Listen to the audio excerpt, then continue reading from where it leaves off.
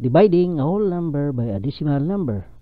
How to divide a whole number by a decimal number? To divide a whole number by a decimal number, make your divisor a whole number by moving the decimal point to the right. I-move na natin ang ating decimal point.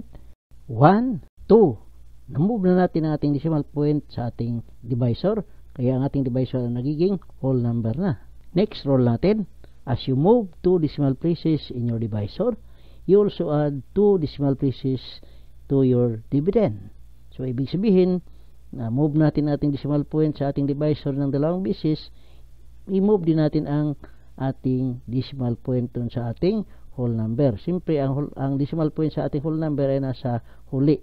Kaya, magdagdag tayo ng dalawang 0 para ma-move natin ang ating decimal point 2 decimal places papunta sa right.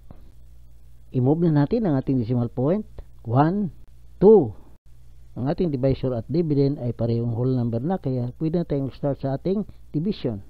24 divided by 4, you have 6. 6 times 4, you have 24. 24 minus 24 equals 0. So we will bring down 8. 8 divided by 4, you have 2. 2 times 4, you have 8. 8 minus 8, you have 0. So bring down 0.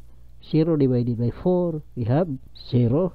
0 times 4, we have 0. 0 minus 0 equals 0. Bring down the last 0. 0 divided by 4, we have 0. 0 times 4, we have 0. Tapos tayo sa ating division. Ang ating answer ay 6,200.